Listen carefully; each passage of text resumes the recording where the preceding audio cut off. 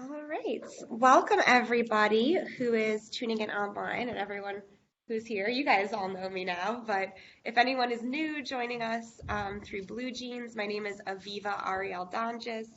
I am the health psychology intern at Jesse Brown VA and the student chair for the Society for Health Psychology, Division 38. So on behalf of Northwestern's Feinberg School of Medicine and the Jesse Brown VA, welcome everybody. We are about halfway through our great lineup of health psychologists for this year's Health Psychology Seminar Series. For those of you who are streaming online, if you will type into the chat box where you're calling in from, whether it's your program or organization, just so we have a sense of where everybody is coming from.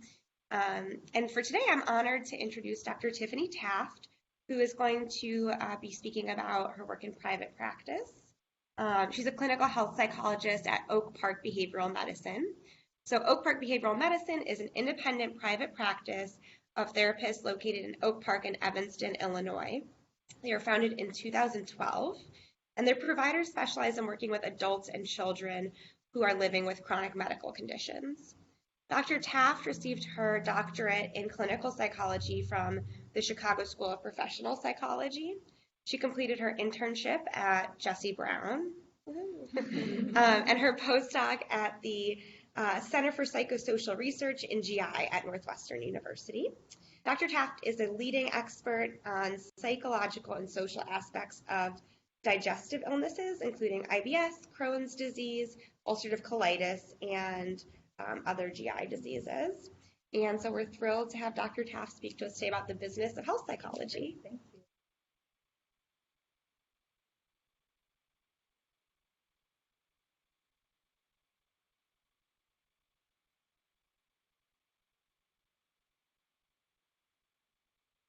Thank you. Okay, thanks for coming up. I'm Steven, the third year in the clinical program at IIT. I'm also Jesse Brown in the field. Okay, doing practicum. I'm Liz. I'm a third year clinical psychology student here at Northwestern. I'm Bailey Thankful. I'm also a third year in the program here. Great, nice to meet you. Olivia, I'm a fourth year here in the program. Great. I'm Andrea Russell. I'm a third year. Hi, nice to meet you. All right, awesome. So I was just talking, I think this is my third time giving this talk in this series. And I made some edits for this year to update some of the things that I've learned in the last, I'd say, 6 months as an owner of a private practice that I hadn't really thought of or had to deal with. So some of the material is more up to date. And if anyone has seen this before, it's going to be a lot of topics that I did talk about in the past, but also some new information.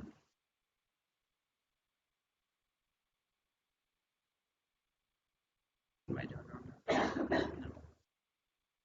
There we go.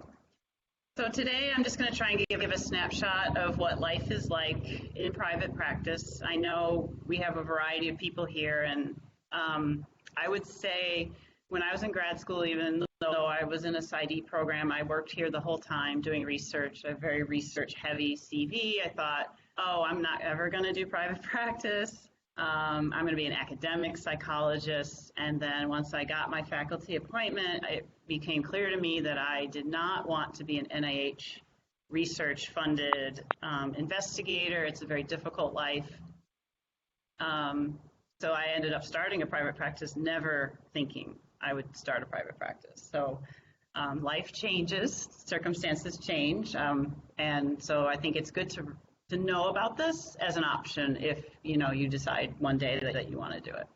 So I'm going to go over getting started, accepting insurance, which I think is important as a health psychologist that we do. A lot of people in private practice don't, or they only accept a certain plan. How to get your referrals coming in, building relationships, things that keep me in business. Billing, which is a real exciting topic. And then my last part, I think the most important one, is staying sane while running a private practice.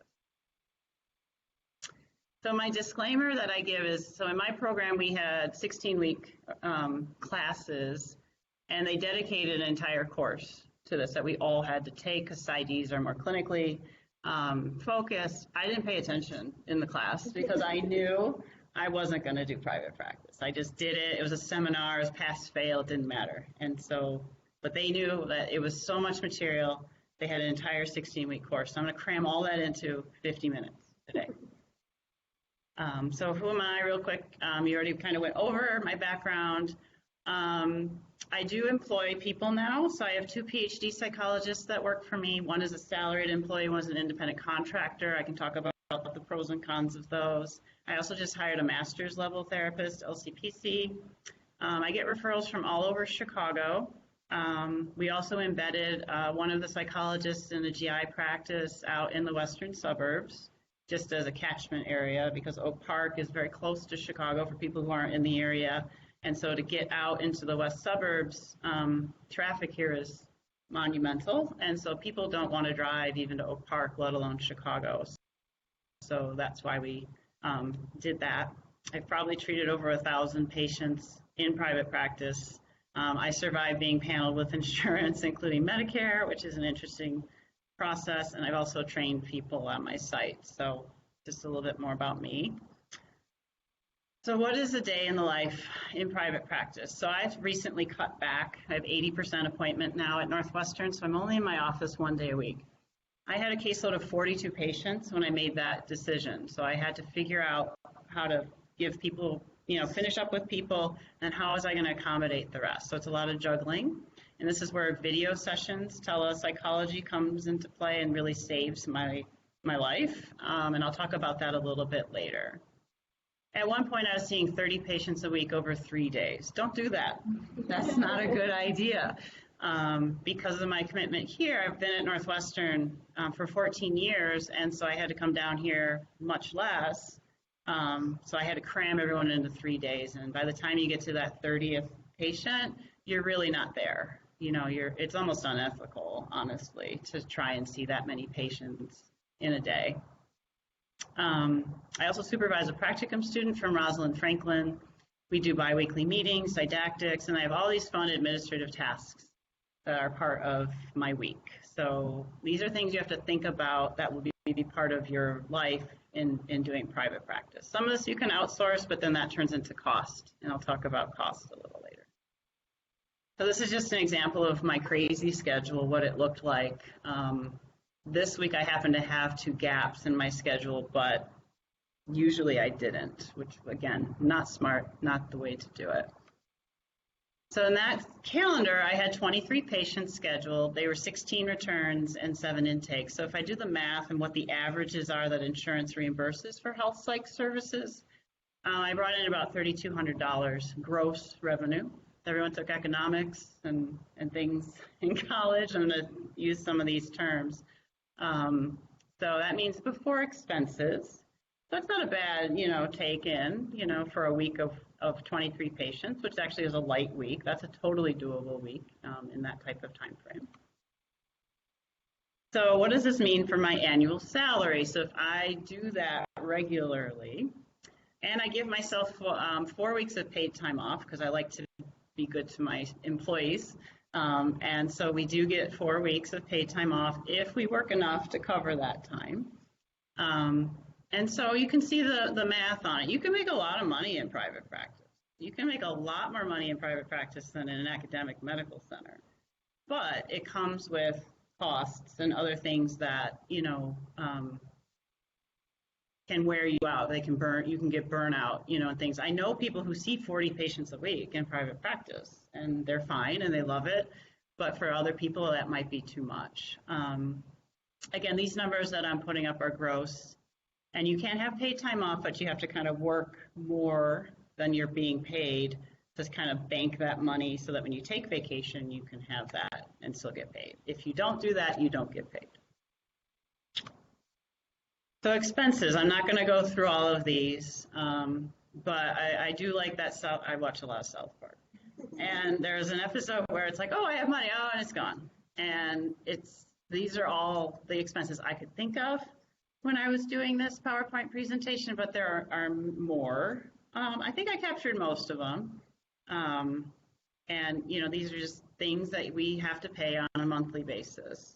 And I'll talk about where some of these are different depending on how you set up your practice. So I took some revenue for a month, a representative month in my practice. So I have 3 employees in this, and then I do have salaried employees. And I'll talk about salaried employees versus independent contractors. If you have salaried employees, you have to pay payroll taxes to the federal government and to the state. So that's what those lines are. Everything else is everything on that prior slide. So I brought in around $23,000. I paid out about $23,000, and my net profit for the month was $427.80. That's very thin, right? I'm operating at a very thin margin. So why would I do that? Why is payroll 80% of my revenue, do you think? If there's anyone that answers online or in the room.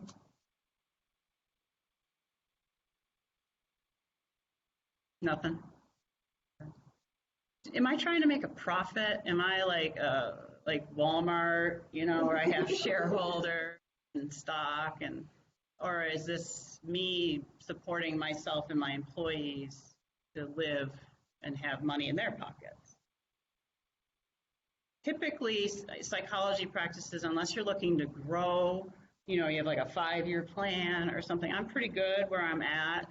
Don't, try and bank a lot of money each month. So you try and set your income to be paid out mostly in salary while covering everything else and not putting yourself into the red. This is a little hairy. $427 is not what I would recommend, but a couple $1,000s a month or so, and then you can put that into savings, right? Because we have to save for a low revenue month. It's really what you're comfortable with, though. Some people want a lot more money to be put in their savings account, and other people are willing to take risks of only having 6 months of costs or costs in their account. So it's really up to you as the person running the money, how you would like it to be. So when you decide to get started, you have to go through all these questions and probably a few more, and I'm not going to go through all of them, but I'm a niche provider. I do digestive diseases. I did all my training in GI here. I'm in the GI division here. A lot of people do a lot of oncology or cardiology or pain. Pain is big right now. Opioid addiction is a big problem. So do you want to actually get that granular? Do you want just digestive, or do you want to just see all chronic illnesses? Or do you want to see obesity or do bariatric evaluations? Like, the world is your oyster in private practice, and you can decide how broad of a catchment you want or how narrow. We do not accept general mental health referrals. I did in the beginning just to pay the bills, but now since we're so full all the time, I've closed it to, unless it's like a favor or something to someone. So we don't do bipolar or anxiety and depression without a medical condition with it. So these are all decisions that you can make. I can't emphasize enough, I don't know, people online where you are in your career, but I know everyone in the room is still in grad school or finishing, and I can't emphasize enough networking, meeting doctors, meeting people that will refer to you, because I did cold calling, I did mailings to doctors in the community that don't know me from anybody, got nothing. But if a doctor at Rush says, hey, this Taft person is really good, send your patients, now I get referrals from 5 different departments at Rush. So word of mouth, leveraging relationships is vital, or easy. It makes your life easier. So do that now. Keep in touch with people, doctors, or people that would refer to you if you do private practice, even loosely, so they can remember you when you go, oh, hey, I'm here to help your patients. Also look at what the need for services is in your area. Chicago is we got a lot of GI psychologists. It's still not enough. But if there's a lot of people doing health psych in your town, then you might want to be a little bit more niche than general. But really look around and figure out where to strategically put your locations. How much do I want to work? How much money do I need to make a year? How many patients does that mean? So these are all things to ask yourself as you get started. Costs. These are things you need to buy before you see one patient, right? So you have to rent a space, which is a deposit plus 1 or 2 months of rent. My rent in Oak Park is about $1,300 a month. So for me to rent that, I had to give the security deposit of $1,300 and 2 months rent. So upfront, here's $5,000. Furniture, office supplies, etc. I keep emphasizing coffee in my things. What do you want your office to have? What's your vision for your space? You don't need a big space to do therapy. We don't have a huge office. I share it with a neuropsychologist to help save money. And so it's really, you can do it with one room, in a small waiting room, which would be a lot cheaper than what we're renting, but Chicago rents are generally high. So looking elsewhere in the suburbs or places where rent is considerably cheaper can be a good strategy. Important point, you really got to keep your business entirely separate from your personal. That's everything, finances, how you're paid. It keeps you protected from if you do something, God forbid, and get sued. And so if you keep it all mixed together, and someone sues you for malpractice, they can take your house, they can take all your stuff. So you want to protect that. You also want to not blur your personal and business accounts for tax purposes. You're much more likely to get audited by the IRS, and that's not a fun process. Not that I've been through, but I've heard. So you want to do that as well. So how do you do that? How do I go back? I was told, and I pass on this wisdom, set up your business as a limited liability corporation. It's a pretty simple process. I use LegalZoom, which is a relatively reasonably priced website with lawyers that will do these things for you. And they can do a lot of legal things instead of, hiring a lawyer who you have to pay a couple $100 an hour for. This is much more reasonable, and for basic things like this, they're great.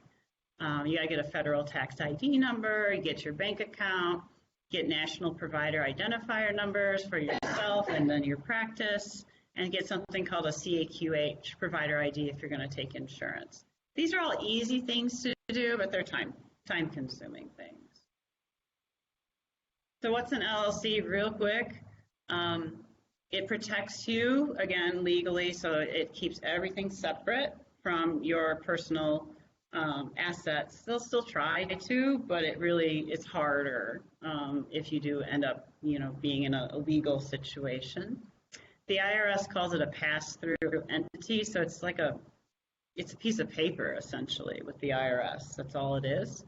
You can have a partnership, so you can have 3 different people be members of the LLC. You can do a sole proprietorship, just be yourself. You have an operating agreement, and if you have 2 people, let's say you have 2 members, and each has 50% ownership interest, then that $23,000 thing I had earlier, you get half of that. So your pay is based on how much of the business you own, percentage-wise. The rules all vary by state, so I'm going off of Illinois. So you want to read up, obviously, on your home state's rules for LLC. So the takeaway is set up an LLC. In the beginning, you're going to be self-employed, which I don't know if anyone's collected 1099 income in their life. What happens when you collect 1099 income? What's the taxes like on that? It's not taken out, right? You get the whole thing. So if I do something for a talk, and they pay me $1,000, I get $1,000. But then come tax time, the IRS is like, we would like our money now, please. And it's actually taxed at a higher rate than if you work for a company or W-2 wages, which we all get when we work for someone. So it's not great, but until you are up and running, you will have to do this. The biggest thing is to file your taxes quarterly, otherwise the IRS will penalize you for underpayment heavily, and it's not. So you have to get that going. There's a schedule of 4 times a year that you have to send it in by a certain date. To get around that, you can convert to something called an S corporation. And that's what we did in our group a couple of years ago, because I was tired of paying self-employment tax. And it's a good way to retain employees. It keeps people a little bit more invested as well and happier. Basically what it does is it changes the tax structure. You don't pay corporate taxes, so those are for C corporations, so Amazon and all them, they pay taxes. S corporations do not. But to do this, you have to be able to pay yourself the average salary, or probably more like median salary for a psychologist in your geographic area. This is very loose. Nobody came to me and made me document. My accountant said, what's the median salary for a psychologist in Chicago? I looked it up, told him, he's like, okay, you're in the ballpark of that, you can set up an S corporation. But then you do have to pay half of the payroll taxes that I had on my little cost thing earlier. So pros and cons. If you have employees, you're covering some of their payroll taxes for them. So what about retirement? I just had to go through this because one of my employees who's awesome and I want to retain because I can't offer health insurance was asking about 401k.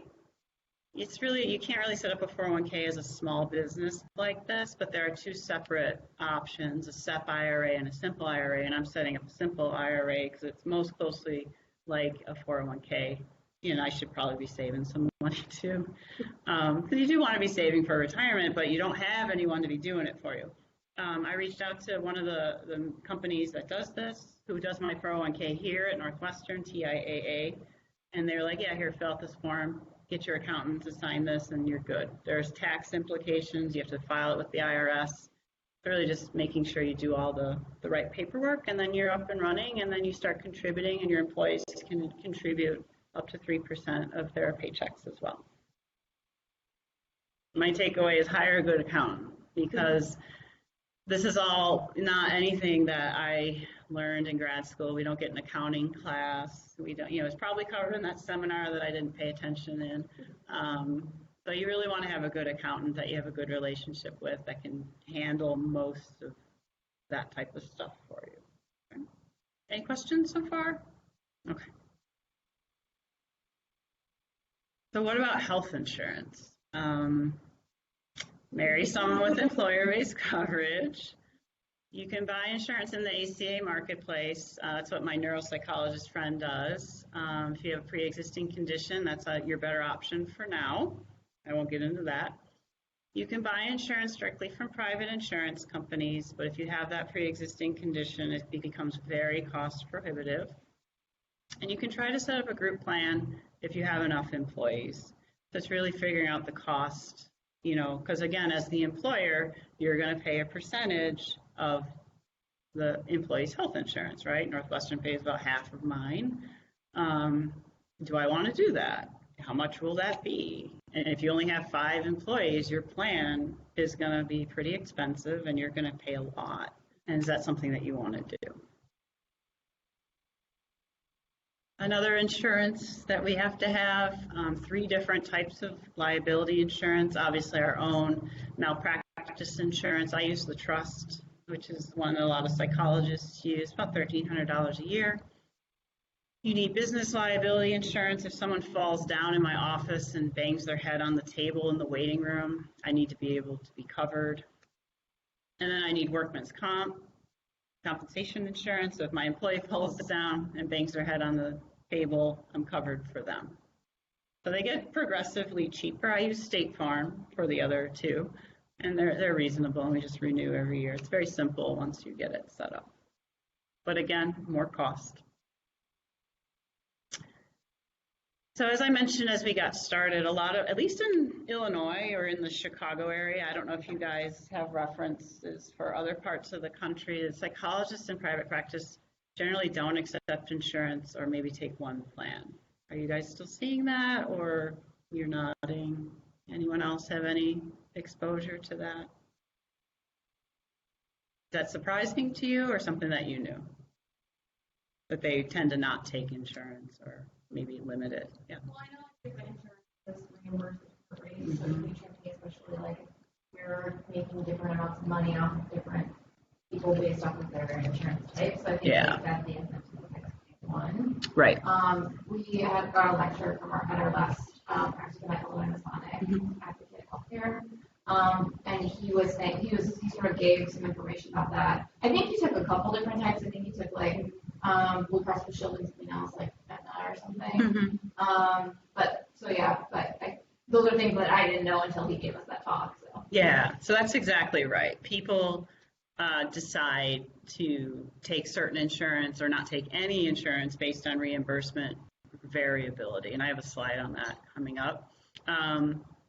So what do you, I mean, and as a little side note, psychiatry is going to this model. Private practice psychiatrists, many are not accepting insurance, or many are only accepting one. So for me, referring to psychiatry has become a nightmare. I often punt people back to primary care for simple things like antidepressants because I can't get them into a psychiatrist in the community. And the waits at Northwestern, Rush, et cetera, are like 2 months, so, or they're seeing a fellow, and it just is bad.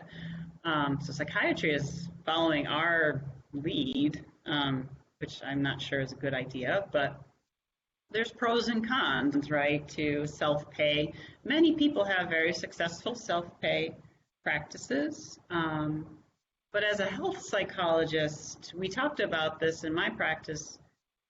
Someone's going to their their gastroenterologist for their Crohn's disease, and everything is covered, and then their GI doc is like, hey, go see Dr. Taft. And they come in, and I go, yeah, it's going to be $250 an hour to see me, and no, I don't accept your insurance. It's going to break continuity in care. There's expectations that my medical condition treatment is covered by insurance. So that's why we decided as a group that we were going to accept more than one insurance panel, but that has cost implications, as you pointed out. There's huge variability in what they pay. You have to have a contract with each company. Since the ACA, it has turned into a bureaucratic nightmare. It takes about 90 days to get credentialed. When I started in 2012, it was about 30 to 45 days. But I am of the opinion that it's worth it to do. It keeps your patients happy and keeps the doctors who refer to you happy. I think if I was doing general mental health, I might take less insurance, but because of the health psych component, I think it's important. So I am contractually not allowed to tell you what each of these companies pays me, but you can tell by the font which one pays the best. And Blue Cross Blue Shield is the one that pretty much anyone in Illinois that accepts insurance takes. The rest are kind of in order of how well they pay. Medicare is actually quite good. Aetna, United Healthcare. I have United Healthcare listed twice because depending on the plan, it's really good or really bad. So there's even variability within plans in that company. So I could get paid $100 from one United plan and $44 from another Optum. The Optum one that's sold on the marketplace for ACA, I get paid $44, and my patient has like a $30 copay. So about $70. So it really, and it doesn't matter if I bill $500 or $70, I will be paid $70. And I'll get into that in a little bit. I don't charge $500. So other rules with insurance, you can't vary what you bill. So you have to set, I bill this for this code. You can, if you do this, so let's say I bill one insurance $200 and I bill another insurance $100. If insurance that I bill $200 gets wind of that, they'll go, well, your standard rate that you're billing is more like $100, so we're going to go knock you down to that. So you got to be consistent. You can do sliding scale, and we were trained that you should do at least a couple of sliding scale patients. We do it based on household income down to $35 a session. That's where having students is helpful. But if you have too many sliding scale, not only will you not be able to pay the bills, again, insurance will be like, well, you're only charging $35 a session for most of your visits, so we're going to reimburse you at that rate. And so you have to be careful. the odds of them figuring that out are very low, but you have to always think of possible scenarios. You cannot waive copays or coinsurance, so that's what your patients have to pay you. You're not allowed to waive those for your patients. Some will say, I can't afford to pay you my copays, so you can arrange payment plans and try and work around when they start to get balances. You can't collect what the insurance company adjusts from the fee. So back if I bill $500 and they pay me $125, I can't go after my patient for $375. It's gone. It just doesn't exist. I can't share contract payment details, even though I threw out that Optum number. We'll pretend that didn't happen. And you can't bill insurance for a missed visit. So if your patient no-shows, you can't submit that to insurance. You can charge them a fee.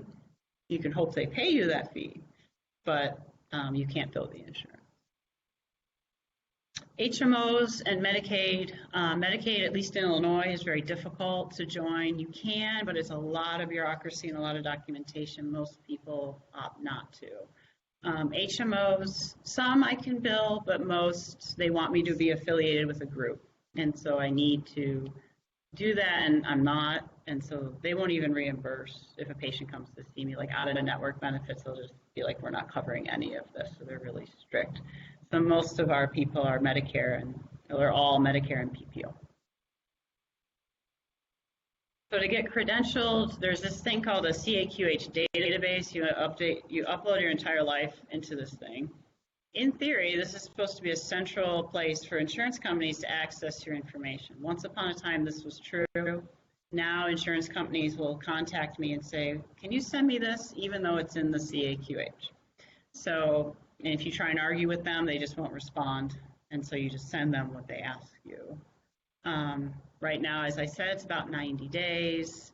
One of my psychologists is trying to credential with a plan, and they've lost her stuff 3 times. Some people abruptly quit. So you're like mid-credentialing, and then all of a sudden the guy that you were working with just quits, and the new person's like, well, I don't know what was happening, so bring me up to speed. And so that's why you keep getting delayed. Then you get your contract finally, and then you can start billing. You can't back bill, so you can't see patients and then go, well, I saw someone in May, I got credentialed in September. They won't pay the May things. Medicare will back bill a little bit, but the others not so much. Medicare has its own system. They require a lot of forms. It's the government for our VA people. When you call them, there's always a nice old lady on the phone. And I'm not trying to be like stereotypical. It's always a nice older woman who is so helpful. So they are the opposite of the private insurance, where you can barely get a human being and they lose your stuff. The Medicare people are very helpful, like, oh, honey, go over here on the website and click that, and they'll walk you through. Very lovely. So once you get credentialed, they, as I said, they pay pretty well. And they are quicker, about 45 days compared to 90. So we can bill 2 separate ways as a health psychologist. Something called health and behavior codes, which are those CPT codes. Everyone's familiar with CPT codes. And then those are billed under the medical diagnosis, or we can bill mental health codes, your standard, what we would be doing in a mental health clinic under a mental health DSM diagnosis. So which ones do I use?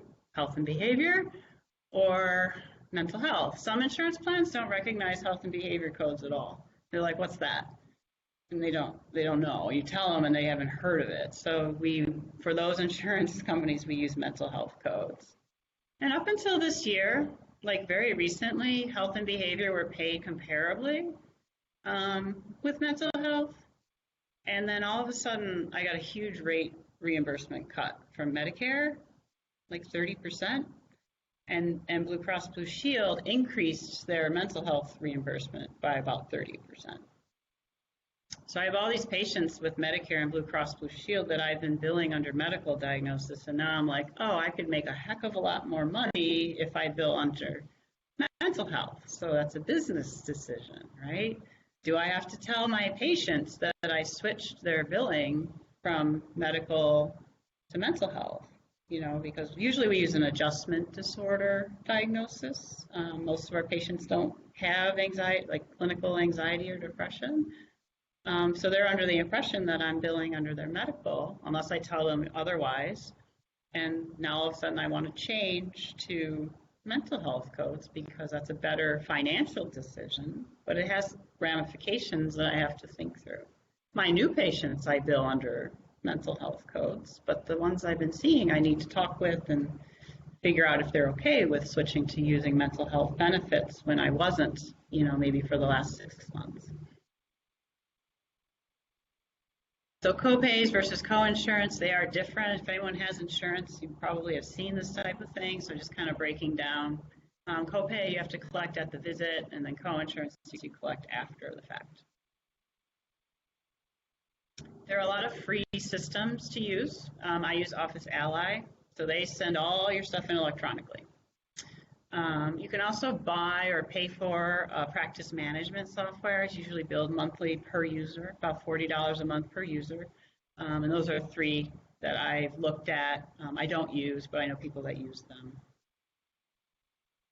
You can do self-pay and out-of-network. Most insurance will reimburse at least about 70%. So those are just things. So how much time does all this administrative stuff talk? You were saying your mom spends time doing this. I've got it down to about an hour a week to bill and reconcile my stuff. That doesn't mean sending out invoices. I pay someone to do that, but this is just for me to get my stuff sent in and then get it back and see what they paid. You can pay a service. They usually skim a couple cents or so off of every claim, or do a flat monthly fee, depending on volume. So what do you do if a patient doesn't pay their bill? Can you send them to collection? No. Why can't we send them to collection, do you think? Yep. It's a violation of confidentiality. You'd have to get a signed release from them to send them to collections, which who's going to sign that? Plus, you only collect like pennies on the dollar when you send a collection, so it's a lot of risk for not much of a return on what they owe you. I unfortunately had the very unwise decision of going back and looking at how much money I've lost over the last 6 years. It's about $40,000 in unpaid balances. People I've done bariatric evaluations for people, and their insurance didn't pay it, and then I went after them and never heard from them again. So I don't do bariatric evaluations anymore. So it's an unfortunate aspect. You kind of have to build that into your practice and just your finances. Expect to lose. I have no idea if my dollar amount is higher than average, but I'm sure it's a certain percentage that you should just expect that they're just not going to pay. So online therapy, I mentioned earlier that's saving my life right now. Yes, you can use this. This is a gray area. I've learned a lot of gray areas in psychology and private practice. Pretty much all insurance covers it. Cigna actively encourages it. They send me emails like, are you using this yet? Even though I am. And you got to know if it's a HIPAA compliant platform. So what about the 2 most common ones that we all know, FaceTime and Skype, right? Nobody agrees on FaceTime. Some people will tell you it is, some people will tell you it's not. I have a reference at the end, a website that I use to get this information, and this is from their website on HIPAA. So they have to sign this thing called a business agreement, and they haven't, but they're considered a conduit, and so not storing any PHI and things like that, they can't unlock the encryption of FaceTime, makes it a conduit, and so that technically makes it HIPAA compliant. The fact that the VA considers FaceTime HIPAA compliant is my okay to use it in clinical practice. So I would think the VA is paying attention and is like, okay, this is fine. So I do use FaceTime whenever possible. Some people don't have Apple though, right? So Skype, it does not meet that conduit requirement. Everyone agrees that Skype is not HIPAA compliant. You can go through the hoops of signing a business agreement with Microsoft if you get business Skype, and again, more bureaucracy. So use Skype with extreme caution. Some people will refuse to use it. Some people have very explicit language in like a Skype consent form that the patient is fully aware of what could happen if they use Skype. Some people consider that okay to cover yourself legally. Other people just don't want to take the risk. So I have one patient that I used Skype with that we had a very lengthy discussion, and she signed something and she was okay with this. But thankfully everyone else uses FaceTime. So this little cutout, which I'm not going to read, that's actual language from my intake form. So on your consent, we add these things in private practice about fees, about how we, use telepsychology. And so you talk to them about it, and it's great. It's worked out really well. And I think as long as the patients are informed and sign like a consent form, you're good to go. If you don't like that idea, like the people that don't have FaceTime, you can use, there are HIPAA compliant video conferencing services. I have stayed away from those. Some of them you have to pay for, and then there's additional logins, there's additional software that people might need to download, and then patients have to learn how to use it. And I'm sure for many patients it would be fine, but I just don't want to ask people to do that right now. I also use email to communicate. I learned here at Northwestern to be very strict about email communications in terms of people sending you things like I'm going to kill myself. I did have that here happen on my postdoc, and I had to send the Chicago police to her house to do a wellness check, but nobody knew what to do. Like my supervisor didn't know, like, what do we do? Because this was new. So I have a blurb in using email as well that's never entirely secure, and if you send me anything threatening, I will immediately call the police if I can't get a hold of you within like 5 minutes to ensure safety. So these are all things you have to think about in your consent forms for treatment. You can do encrypted email, but you don't have to if, again, your patients say it's okay. I do not use encrypted email, but there are several providers that you can use, like Hushmail, and then a lot of these practice management softwares have patient portals. Getting referrals, I talked about, building your relationships now. They say it takes about 1 to 2 years on average to get it up and running full time. You're more likely to get an in for referrals, word of mouth really, and your reputation really goes along. Patients will find you online as well. So should I have an online presence? I mean, it's 2018, so I think we should at least have a website. We are on social media, except Instagram. I've never gotten into Instagram. I'm 43. I'm too old to be on Instagram.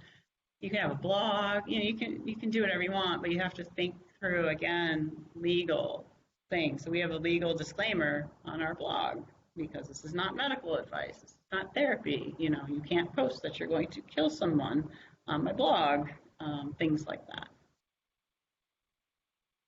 Marketing, so we use Vistaprint for our stuff. There are a lot of places you can buy business cards. We got all sorts of junk on there, stress balls, mugs, tote bags. Do you want to have tchotchkes to give out to people? Probably as you get started. We sent a magnet out with a calendar, things. They have it all on there, and they're relatively cheap. Do you want a logo? Who's going to design that for you?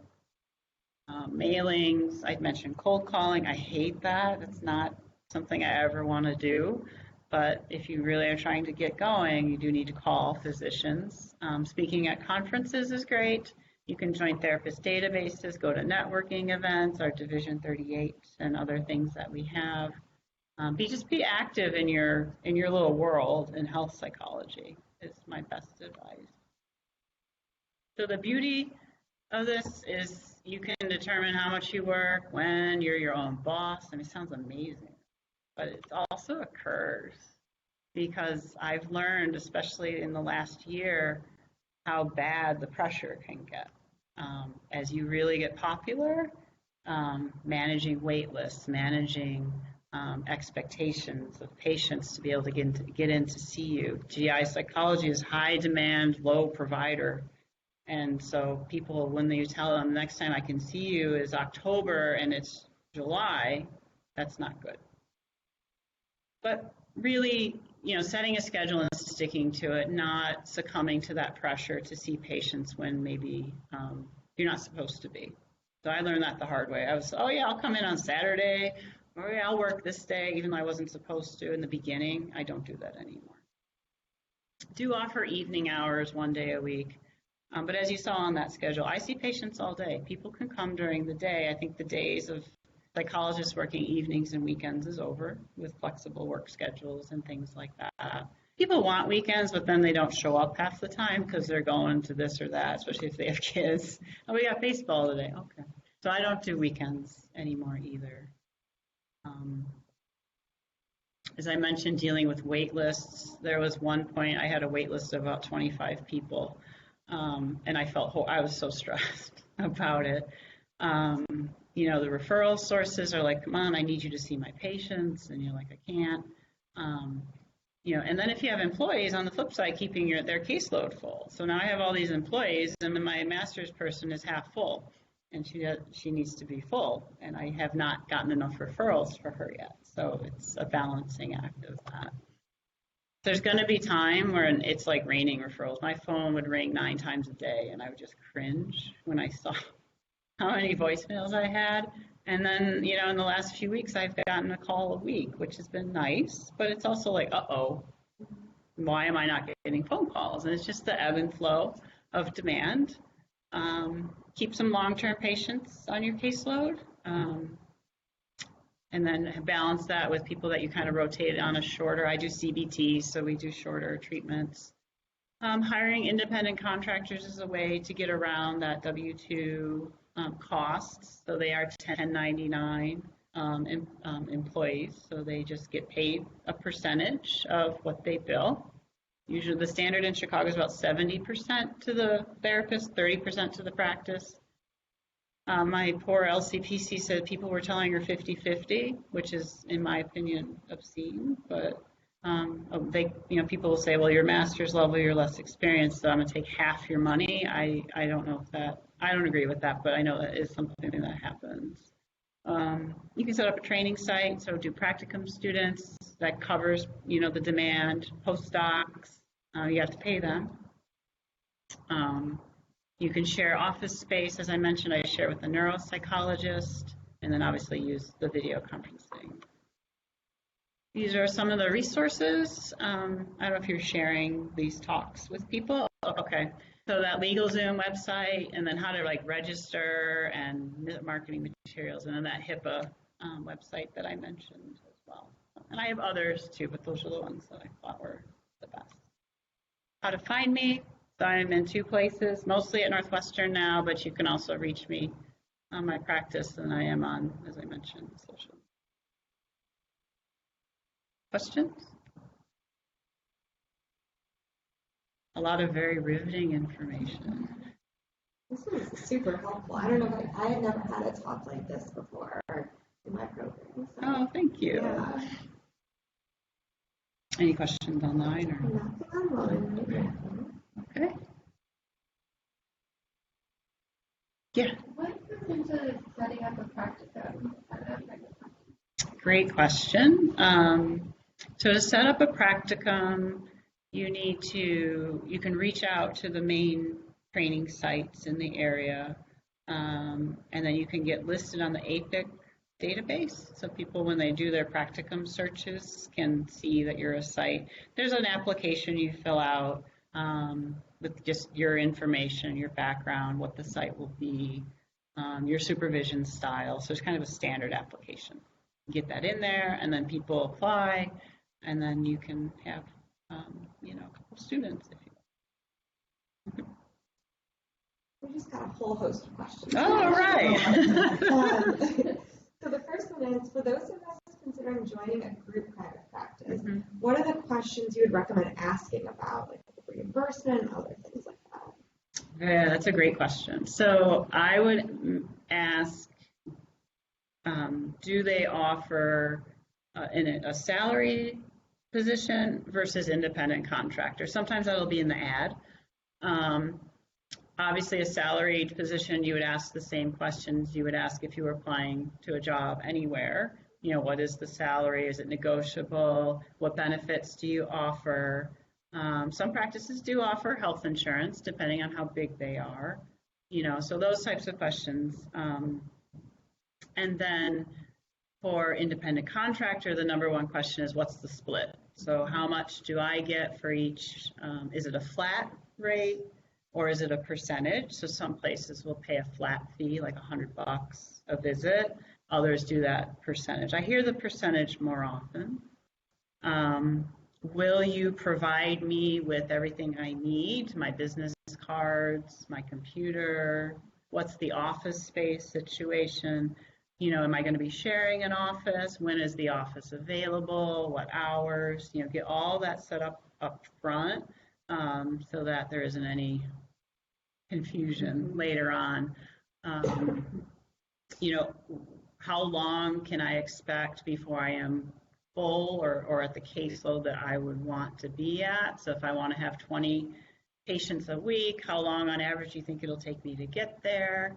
Because you can be hired as an independent contractor and then get a patient a month, you know, and then you're taking a year to get up to your caseload. So you want to ask how quickly they would expect that as well. So those are the main questions that I would ask.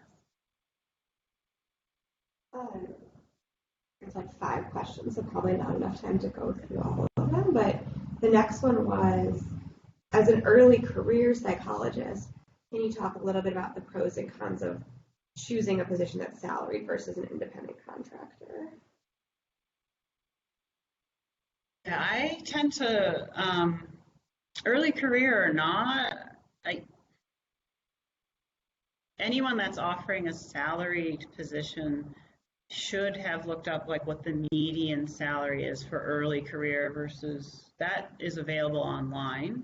So I know roughly what an early career versus mid-career, you know, versus late career psychologist makes in Chicago. So my offer would be in line with that for a salaried position. So doing your homework on that, and then if you go in and they have a pretty good percentage breakdown or a pretty good flat fee, do the math and say, oh, I can make maybe a lot more money right now as an early career. You know, keeping in mind that self-employment tax and that you are paying about 35% of your income in taxes with that structure. So you got to take that into consideration. So it's a lot of math. So I could see that in some situations, especially if you're going to carry a heavy caseload, that a percentage structure would be better early and then maybe switching to salary after a few years after you're out. Does anyone here have questions before I keep going with the online questions? Do you have any suggestions for an individual who's looking to join an existing private practice? So I'm guessing they're asking about like how do you go about building relationships or searching for those types of positions? So I mean, we advertise our positions. So I advertised on like Indeed and in Glassdoor and the Division 38. You know, you kind of send it out when you have a job listing. So look at those. You know, if you have a certain practice in mind that maybe you're interested in, you can creatively look into the owner's background. That my independent contractor did a lot of homework on me and was able to talk about my research, and she like, you know, she schmoozed it up, and I hired her. And so if you have an interest, like, oh, I really like that practice, I really like how they're doing things, it looks like a really, but they don't have an active job posting, you could approach them like, hey, I'm looking to start as an independent contractor. Do you have any room? Just call them or email them. If you know someone that knows them, obviously use that. But, you know, I've had people randomly email me about jobs, and I don't take offense or be like, oh, you know, and if I have something, I'll respond. And if I don't, I'll say, thank you for reaching out. I'll put you in, you know, my file. And then if something comes up, I'll be in touch. Because that's great to have, because it took me a while to find people to hire, good people, right? You don't want to hire a jerk who ruins everything.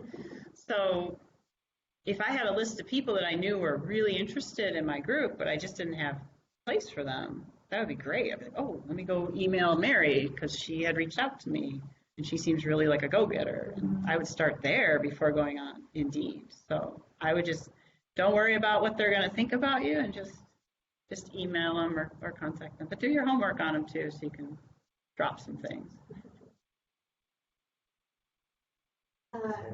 And then for the last question, somebody asked, if you're already on your own and other psychologists are interested in joining you, is it better to go in as a partnership versus independent contractors versus just practicing independently and sharing costs of rent and things like that? Yeah, wow. If you're a solo practitioner now, and so she's asking about like a bunch of solo people coming together. I mean, there's pros and cons to joining an LLC and becoming members in an LLC with people you don't know. Because if you have conflict, you will have to dissolve the LLC. You have to determine who's going to have what share. I feel like ego and things can get in the way sometimes in LLC. So I would lean towards sharing the space versus, at least initially, get to know them. If these are people that you know and you trust and you're like, these are good people, then I would say getting together and maybe doing a group LLC would be good. So really that's up to them. But like I said, I share the space with the neuropsychologist. We are completely separate, but we share our costs, and we work that out up front, and we have a little document that says this is our contract. We refer back and forth sometimes. So that can work just as well. And I didn't have to go into a business partnership with him, right? And it just kept things a little cleaner. There's nothing inherently more secure about an LLC, group LLC versus individual per se.